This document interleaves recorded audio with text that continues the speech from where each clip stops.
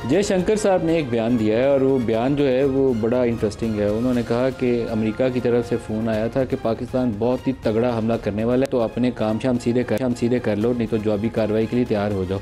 तो ये बात सुनने के बाद ये बात बिल्कुल वाज़ेह हो जाती है जयशंकर की ज़बानी के, बाकी आगे जो भी उसकी वो वजाहतें जारी करें कि उस रात अमेरिका ने उनके ऊपर ठीक ठाक दबाव डाला न्यू दिल्ली के ऊपर।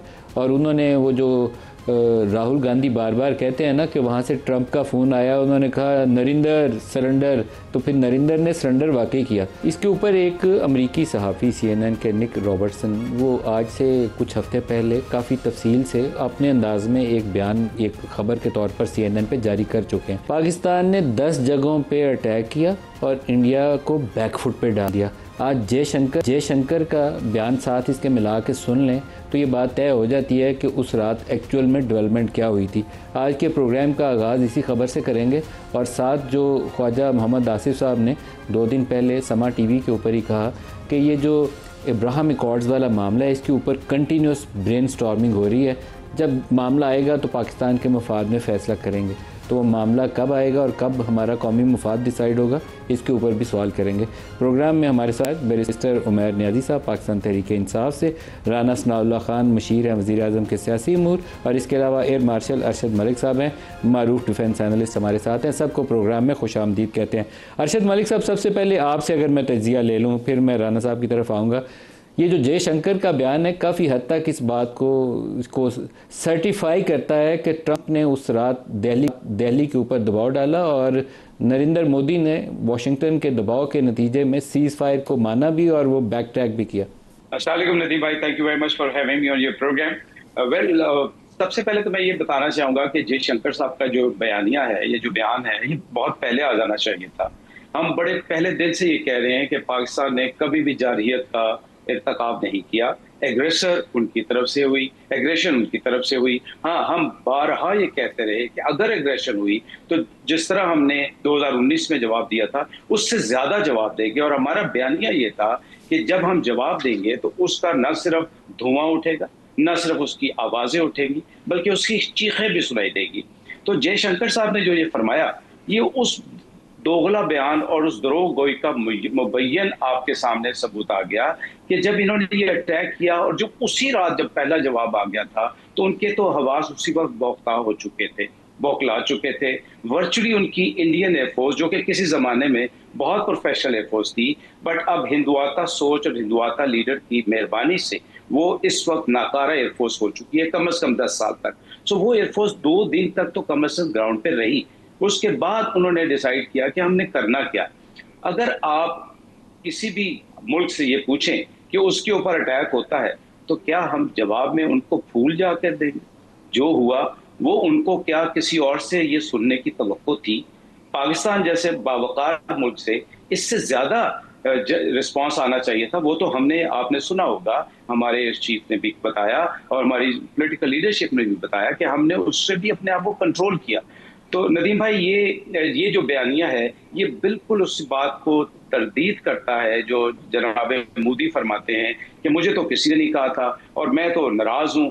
लेकिन उनके अंदर बैरूनी ताकतें और सारी डिप्लोमेसी जो उनकी थी वो नाकाम होती नजर आती है। और जयशंकर साहब इस बात को बरमला किसी तरीके से एक्सेप्ट कर रहे हैं कि ये जो हुआ था, जो सीज फायर, ये उनकी ख्वाहिश थी, क्योंकि उनके ऊपर जो अटैक हुए और जो उनका नुकसान हुआ वो इनके लिए अनएक्सपेक्टेड। अरशद मलिक साहब, जो पिछले चंद रोज़ में इंडिया से खबरें आ रही हैं कि पूरी तेज़ रफ्तारी के साथ वो नया असला ख़रीदने की दौड़ में है, तो हमें भी जवाबी तौर पर तैयार रहना चाहिए, क्योंकि एक शिकस्त खोरदा मोदी जो है वो मुड़ के दोबारा कोई ना कोई ऐसी हरकत का इर्तिकाब कर सकता है। तो क्या हम लोग अपनी तैयारी कर रहे हैं, पेशबंदी कर रहे हैं? हम खबरें सुनते हैं कि हम चाइना से J-35 लेंगे, HQ-19 लेंगे, लेकिन हमें वेल इक्विप्ड टाइमली होना चाहिए। हमारे पायलट्स जैसे माशाल्लाह उन्होंने कमाल का उस दिन 6 जहाज़ गिरा के दुनिया सारी के सामने एक नया कारनामा सर अंजाम दिया, तो उसके लिए आपको वक्त पे अपनी तैयारी कर लेनी चाहिए। नदीम भाई, मैं ये बात बड़े वसूख से आपको बताना चाहता हूँ और कौम को ये तसल्ली देना चाहता हूँ कि जब ये जारहियत का आगाज हुआ तो हमारे लिए ये कोई अनएक्सपेक्टेड नहीं था। अगर अब मैं ये स्टेटमेंट दूं कि हम इस सारी जो ऑर्केस्ट्रेट हुई उसका हमें एक एक मनूवर का पहले से अंदाजा था और हमने उसका जवाब दिया। और दूसरी बात जो आपने फरमाई, मैं उसमें पहले तो ये कहना चाहूंगा कि अभी जो हमने उनका जवाब दिया उसमें हमने रिस्ट्रेन का मुजाहिरा किया। अभी तो उनको सिर्फ साइबर फोर्स, ईडब्ल्यू फोर्स और साइबर स्पेस नजर आई, लेकिन और स्पेस फोर्स नजर आई, लेकिन कुछ चीजें ऐसी थी जो अभी भी हमारे पास मौजूद है जिसको हमने अभी तक उनका अमली मुजाहिरा नहीं किया, बिकॉज वो तो दुम दबाकर भाग गया। अब जो अगली बात आपने की है, आप खातिर जमा रखें, पाकिस्तान एयरफोर्स अल्हम्दुलिल्लाह रब्बिल आलमीन, it is preparing itself since 2019। 2019 से एक जामिया पॉलिसी है, एक जामिया स्ट्रेटजी है। उस जामिया पॉलिसी और स्ट्रेटजी के तहत न सिर्फ चीन के ऊपर उनसे डिस्कशन हो रही है और बहुत आगे तक डिस्कशन जा चुकी हैं। ये जो आप नाम दो तीन सुन रहे हैं, ये ऐसे ही नाम नहीं आते, इस पर बहुत देर से बहस हुई, डेलिब्रेशंस हुई और एक वे फॉरवर्ड डिसाइड किया गया। उसके साथ साथ जो एक बहुत बड़ा इनके लिए सरप्राइज आने वाला है वो ये है कि हमने इन्हीं 6 से 7 सालों में जो इंडिजनाइजेशन पे काम किया है। नदीम भाई, मैं मेरा ख्याल अब वहीं तक रुकूंगा और ये बताना चाहूंगा कि हिंदुस्तान का कोई कोना, कोई चप्पा ऐसा नहीं है जहां तक इंशाअल्लाह अल्लाह ताला के फजल से और आप सल्लल्लाहु अलैहि वसल्लम की रहमत से हम उसको निशाना ना बना सके। हाँ, बाद में आपकी ये एक और इजाफा करना चाहूंगा कि हमें अपने बैलेंस ऑफ पावर के लिए सिर्फ चीन पे ये निसार नहीं करना चाहिए। अगर ट्रंप हमारा इतना दोस्त बन रहा है और जैसे हम पंजाबी में कहते हैं ना सक्का बन, so we must approach America also, because जब तक आप खत्ते में बैलेंस ऑफ पावर नहीं लेके आएंगे तब तक ये खत्ता वोलेटाइल रहेगा और न्यूक्लियर पावर का वोलेटाइल होना किसी सॉर्ट में भी अमन के लिए सही नहीं। अरशद मलिक साहब, हमारे एयर चीफ इस वक्त अमेरिका में है, जैसे पहले आर्मी चीफ होकर आए हैं, और आपने दुरुस्त कहा कि वो जब कहते हैं आई लव पाकिस्तान तो बहुत से मेरे जहन में तो खदशात भी आते हैं। तो आई लव पाकिस्तान के लिए क्या एयर चीफ वहाँ से कुछ लेकर आएंगे? नदीम भाई, आपकी पहली बात से मैं बिल्कुल इत्तेफाक करता हूँ। वो क्या कहते हैं, बात तो सच है, बात है रसवाई की, कि वो दोस्त भी है हमारा और कई दफ़ा हमें दोस्ती में कुछ कर भी चुका है, साथ में बेड़े से कहानी शुरू होती है और बहुत आगे तक जाती है। लेकिन मेरा मानना यह है कि माजी को अपनी जगह रखना चाहिए। आज अल्लाह ताला ने आप पे जो मेहरबानी की, today you are a factor, आप लेवरेज कर सकते हैं। तो अगर आपके ऊपर ये लेवरेज हो रही है तो वो जो कहता है कि आई लव यू, उस लव को आपने इंप्लीमेंट करना है। नदीम भाई, मैं यहाँ पे एक रेफरेंस देना चाहूंगा आपको कि अमेरिका के अंदर भी डीप स्टेट इफेक्ट करती है। आपको याद होगा को 3-4 दिन पहले एक इंटरकॉन्टिनेंटल बैलिस्टिक मिसाइल की इन्वेंशन का पाकिस्तान के ऊपर भी मुद्दा डाला गया। मेरे ख्याल में जो air chief marshal Babar America में है, डेफिनेटली फील्ड मार्शल साहब की मुलाकात के बाद इसमें पॉजिटिविटी होगी और ये कोई ऐसी अचंभे वाली बात नहीं होगी कि हमारी टेक्नोलॉजी और हमारी कैपेसिटी कैपेबिलिटी जरूर बढ़ेगी। ये मैं इसलिए भी कह रहा हूँ, अगर आप फील्ड मार्शल साहब का बयान सुने तो उन्होंने कहा था कि चंद दिनों में दुनिया के लिए 2-3 सरप्राइजेज आएंगे, जिसमें हमारी पहली ख्वाहिश अमन, टेररिस्ट का खात्मा, इंडस वाटर ट्रीटी और चौथा हमारी कैपेबिलिटी और कैपेसिटी इन्हांसमेंट। तो मुझे अल्लाह से बड़ी उम्मीद है कि एयर चीफ और फील्ड मार्शल के दौरों के बाद जब हम इसके साथ डिप्लोमेटिक मनूवर भी करेंगे तो इंशाअल्लाह हमारे लिए खुश आइन खबरें आएंगी।